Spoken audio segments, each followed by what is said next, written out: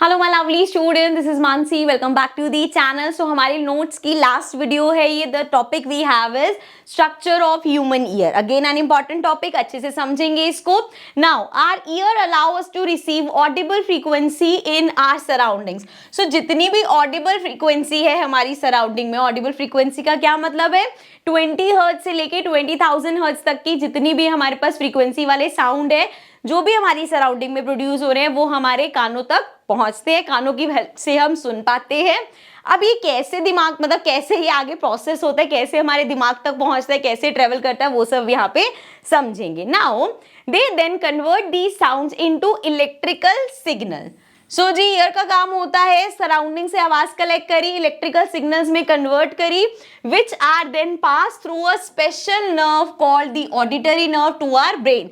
अब उन electrical signals को पास थ्रू कराया जाता है, एक नर्व है जिसका नाम है ऑडिटरी नर्व, उसके थ्रू हमारे दिमाग तक जाती है वो sound. The brain then interprets these signals and respond accordingly. So अब वो जब ब्रेन तक पहुंचता है तो वो इन सिग्नल्स को इंटरप्रेट करता है एंड देन देखता है कैसे रिस्पॉन्ड करना। नाउ इमेजिन ये प्रोसेस कितना फास्ट होता है, बिकॉज एक दिन में हम कितनी सारी साउंड सुनते हैं, कितने सारे रिएक्शंस देते हैं, करेक्ट। चलो अब एक एक करके पार्ट्स डिस्कस कर लेते हैं, जिसमें सबसे पहला पार्ट है pinna, the outer part of the year that gathers sound from the environment. जैसे आप देखोगे, अब ये वाला जो पार्ट है ना हमारा कान का, ये तो देखो हमें दिखता ही है कान का, ठीक है, सबको अपने ईयर का ये पार्ट दिखता है। सो ये जो ऊपर वाला ये कर्व होता है, this is basically pinna, this part हमारा पिन्ना होता है। सो मींस जितनी भी सराउंडिंग में आवाज है वो यहाँ इस पिन्ना में आके रुकती है या आके स्टोर होती है, रिसीव होती है। नाउ ऑडिटरी कैनाल, अब इसके बाद यहाँ पे जहां पे ये जो हमारे ईयर वैक्स कलेक्ट होता है, ये वाला जो पार्ट है, this part is our auditory canal, इसको बोलते हैं ऑडिटरी कैनल। अब इसका क्या काम होता है, sound collected from the surrounding passes through the auditory canal. अब जितना भी यहाँ पे साउंड कलेक्ट हुआ था वो यहाँ से पास ऑन होके हमारे कान के अंदर जाता है। इसको रब करके आगे बढ़ते हैं।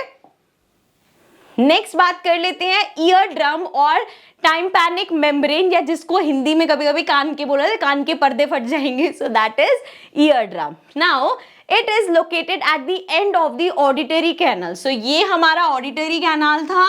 अब यहाँ पे ये वाला जो पार्ट हमें दिख रहा है, this is the ear drum. बहुत बार आपने देखा होगा, जैसे जब हम वो ईयर पिक्स यूज करते हैं अपने कानों को क्लीन करने के लिए, तो वो बोला जाता है ज्यादा अंदर तक नहीं लेके जाते, बिकॉज वो ईयर ड्रम को डिस्टर्ब नहीं कर सकते। वैसे ये पार्ट काफी बड़ा होता है, but still we have to be careful कि कोई चीज वहां पे जाके हिट ना करे। चलो coming back here, it is located, अच्छा ये पढ़ लिया हमने। The year when receives a compression moves inward because of increase pressure. अब जैसे ही कोई साउंड जाके ईयर ड्रम को हिट करती है तो वो क्या होता है, उसमें जाके उसको प्रेशर फील होता है और बेसिकली वो मूव करना स्टार्ट करते हैं। सिंपल टर्म में जो साउंड की टर्म्स बोल सकते हैं, वाइब्रेट करना स्टार्ट करता है। तो पढ़ते हैं आगे, इंक्रीज होता है pressure, then similarly when it receives rarefaction it moves outward due to decrease in pressure, as a result it starts to vibrate inward and outward. तो वो इनवर्ड आउटवर्ड वाइब्रेट होने लगता है जैसे ही कोई साउंड वेव वो receive करता है, तो वहां पे वाइब्रेशन कॉज होती है। देन आ जाते हैं द मिडल ईयर पे। सो ये वाला जो हमारा पार्ट है ये तो हो गया आउटर ईयर। अब उसके बाद यहां से यहां तक का जो पार्ट है वो होता है हमारा मिडल ईयर, एंड ये जो लास्ट पार्ट है this is the inner year, ठीक है। तो अभी मिडल पार्ट पे आ जाते हैं। The middle ear it consist of 3 bones, hammer, इसको हटा देती हूं मैं, साइड पे ले लेते हैं इसको, hammer, anvil and stirrup. So ये 3 बोन्स है which are important middle ear में। यहाँ पे देखो, इसको चलो क्लियर करके इसको तो कर देते हैं रब। अब यहाँ पे इन 3 बोन्स को देखते हैं। यहाँ पे देखो ये वाली जो हमारी बोन है दिस इज हैमर, इसके साथ वाली ये वाली जो बोन है दिस इज एनविल, एंड यहाँ पे जो हमारी बोन जा रही है दिस इज स्टिरअप। सो ये 3 बोन्स हैं जो मिडल ईयर में इंपॉर्टेंट पार्ट प्ले करती हैं। These bones amplify the vibration produced by the eardrum. Amplify का basically means आपने देखा होगा साउंड सिस्टम में भी एम्पलीफायर यूज होते हैं साउंड को और डिफाइन करने के लिए, एनहांस करने के लिए। सो ये 3 बोन्स भी हमारे ईयर में एम्पलीफायर का काम करती हैं। नाउ जो वाइब्रेशन प्रोड्यूस हुई है इसको एम्पलीफाई किया, these vibration are then passed on to the inner ear by the middle ear. So middle ear में ये काम होने के बाद अब जो साउंड वेव है उसको, या जो भी अब सिग्नल्स में कन्वर्ट हो चुके हैं, उसको आगे इनर ईयर की तरफ भेज दिया जाता है. आगे बढ़ते हैं.